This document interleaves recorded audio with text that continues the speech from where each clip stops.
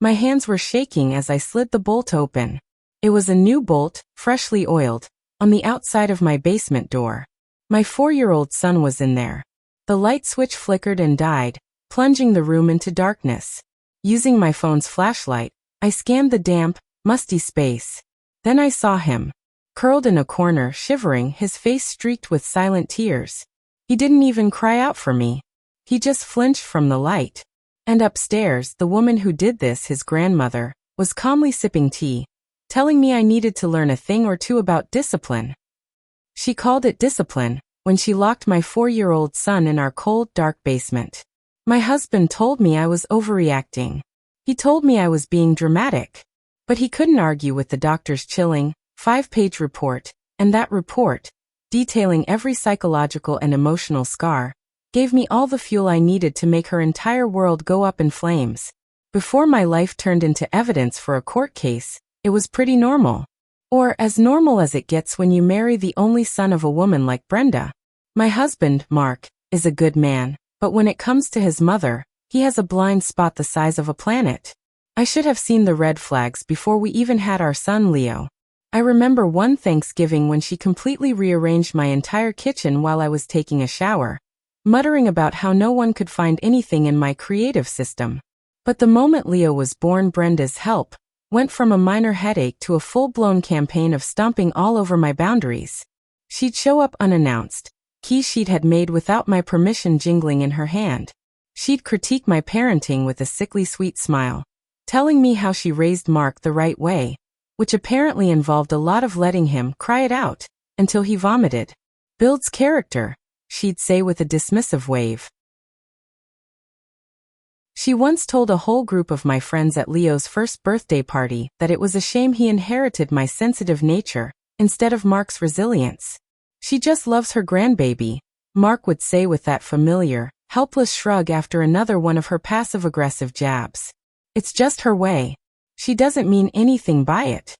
But she did mean it. Every jab was designed to chip away at my confidence. I really tried to be understanding, for Mark's sake. I bit my tongue when she'd show up with greasy fast food right as I was putting a healthy, home-cooked dinner on the table for Leo. I'd find candy wrappers in his car seat after she'd borrowed him for an hour. I told myself I was keeping the peace. But there's a difference between keeping the peace and just surrendering. I was giving up little pieces of myself, of my confidence as a mom, just to avoid a fight with my husband. I see now that was my first mistake. You can't make peace with a tyrant. You just give them more ground to take. And Brenda was a conqueror, planting her flag on every inch of my life I was willing to concede. The day it all happened started with pure chaos. I got a frantic call from my assistant at the small artisanal bakery I had poured my life savings into. A major water pipe in the building's ceiling had burst, flooding our storeroom. Sacks of expensive flour and sugar were ruined. Water was pouring down the walls, and I had to get there like yesterday. Mark was an hour away at a client site, and my usual sitter, a sweet college kid named Sarah, was on a family trip. In total, blinding desperation, I did the one thing I promised myself I wouldn't do anymore. I called Brenda. She was thrilled, and I could hear the triumphant helpfulness in her voice. Oh, of course, dear. You poor thing. Don't you worry about a thing. Grandma's got it. I'll be right over. That tone, the one that made me feel both indebted and incompetent, but my bakery was my livelihood, our second income. I had no choice. When she arrived, she fussed over Leo, squeezing him in a tight hug. I gave him an even bigger one, burying my face in his hair and promising I'd be back in just an hour, 2 at the most. I raced out the door, my mind already calculating the cost of the damage. Of course, 1 hour turned into 2, then 3. The plumber was a nightmare, the landlord was unreachable, and the cleanup was far worse than I imagined. By the time I had a temporary fix in place and a plan for the morning, I was mentally and physically drained. I rushed home, my tires screeching into the driveway, an apology already on my lips for being so late. The house was silent, unnaturally silent. Normally, you can hear Leo's happy chatter or the sound of cartoons from the second you open the door. Hello, I called out, dropping my keys on the counter. My voice echoed in the stillness.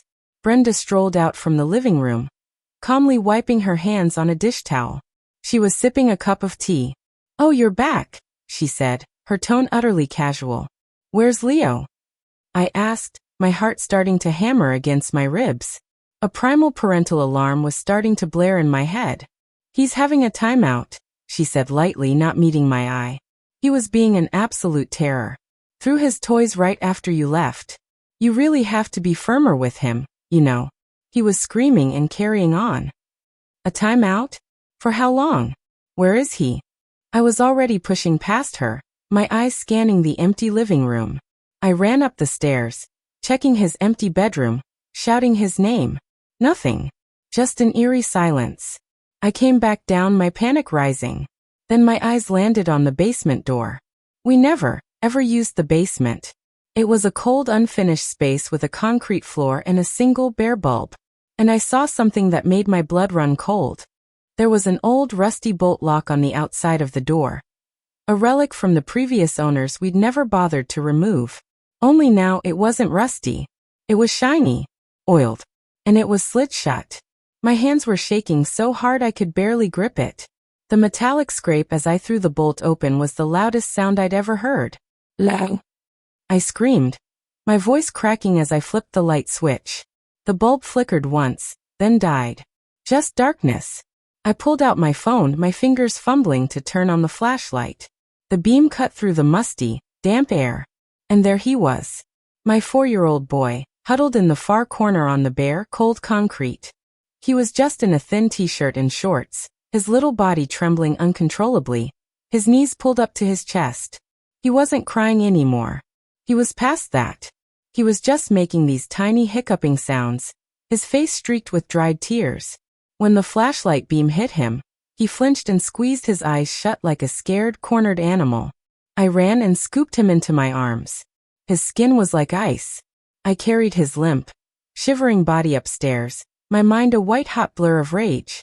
Brenda was still in the living room, looking impatient, glancing at the clock as if I were inconveniencing her. "See? A little discipline and he's quiet as a mouse," she said, that awful self-satisfied smile spreading across her face. That smile broke something inside me. "Get out," I whispered, my voice dangerously low. "I'm sorry. I don't think I heard you. Get out of my house," I screamed. The sound echoed in the silent house, and Leo flinched in my arms. I instantly hated myself for scaring him more.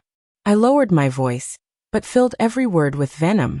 "You will get out of my house right now, and you will never, ever come near my son again." She laughed. An actual tinkling laugh. "Oh, don't be so dramatic. It's how I raised Mark, and he turned out just fine.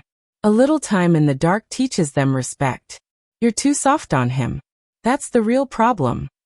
The second her car was out of the driveway, I collapsed onto the couch and called Mark, sobbing so hard I could barely get the words out. He was home within the hour, his face a mask of concern. I was still on the couch, holding a sleeping Leo who was now wrapped in every blanket I could find. Mark held me, told me it was okay. And then his phone buzzed. It was his mother. He walked into the kitchen to take the call. When he came back, everything had changed. "Honey, are you sure you aren't overreacting a little?" he started, his voice cautious. "Mom said he was just in there for a few minutes to calm down. She said she was right by the door the whole time.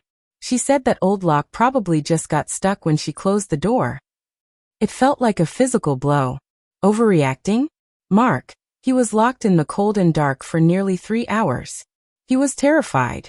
The bolt was oiled, Mark. Oiled. She did it on purpose. "He's 4. They're dramatic," he said, echoing his mother's exact words. "You're just stressed from the bakery disaster.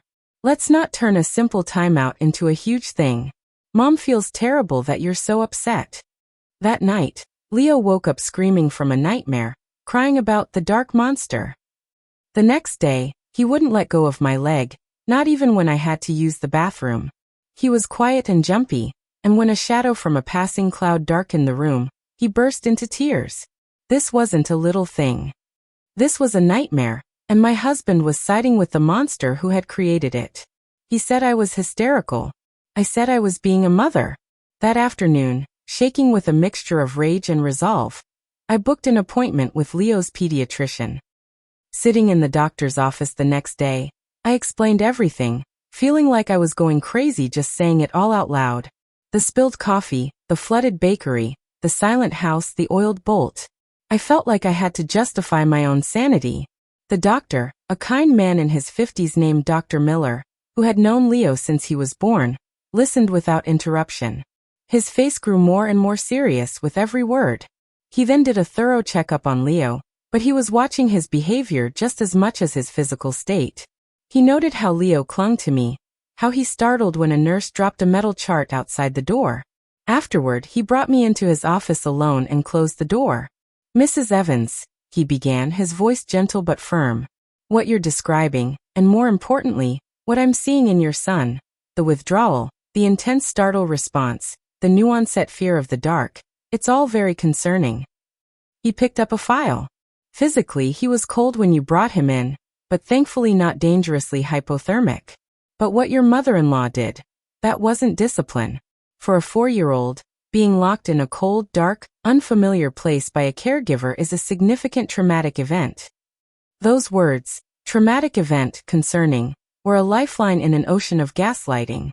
They were real. They were clinical. I wasn't being dramatic. I wasn't hysterical. The doctor continued, leaning forward.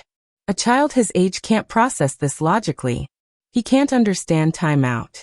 In his mind, he was abandoned in a scary place by someone he should have been able to trust. That kind of betrayal, that kind of fear, can have lasting psychological effects. It can impact his ability to form secure attachments, his sleep, his overall sense of safety in the world. Then he looked me right in the eye, and his expression was grave. As a mandated reporter, I am legally obligated to report any suspicion of child abuse or neglect to the state. What you've told me today, and what I've observed in Leo, absolutely qualifies. I have to make a call to Child Protective Services. I expected to feel scared, panicked even. But I didn't. I just felt relief. This overwhelming, soul-crushing relief that made my eyes well up with tears. It wasn't just my word against Brenda's anymore. I had a doctor backing me up. I had a professional who saw exactly what I saw. This wasn't discipline. It was abuse. I walked out of that clinic with the doctor's official notes in my purse. They felt like a weapon. When I got home, Mark was there, pacing in the living room looking guilty. He'd clearly been thinking, and he started to apologize for our fight, for not listening. "I'm sorry, I should have."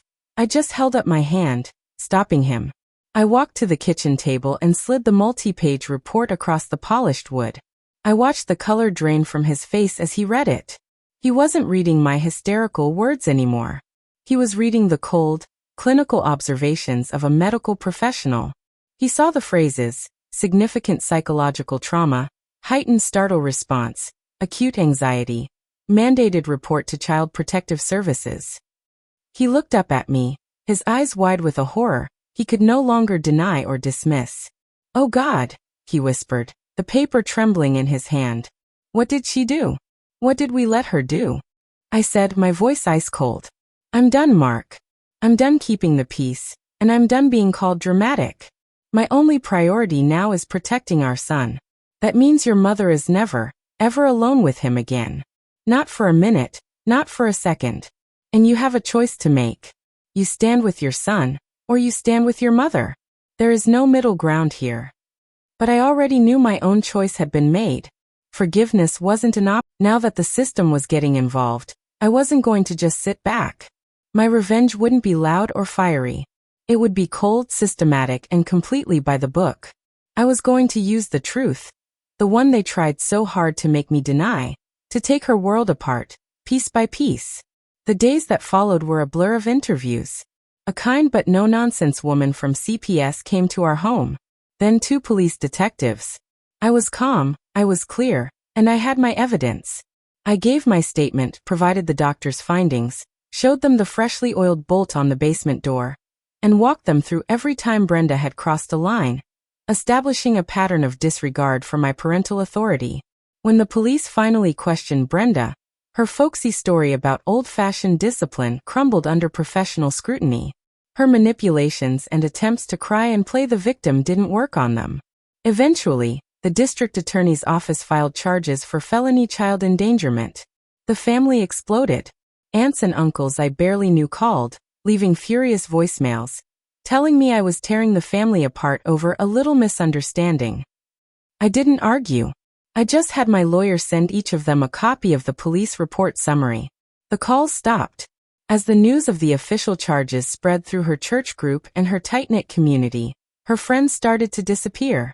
The public shame was a punishment she never saw coming. Mark was a complete mess.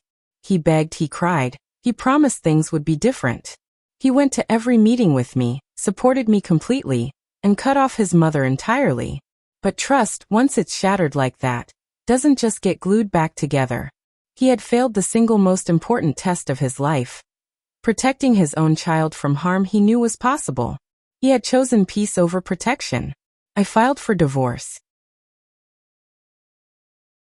In the end, facing a mountain of evidence and the damning testimony of a respected pediatrician, Brenda took a plea deal to avoid jail time. She got 2 years of probation, a year of court-mandated counseling, and a 5-year restraining order. She can't come within 500 feet of me or Leo. It's been a year. Leo is in play therapy.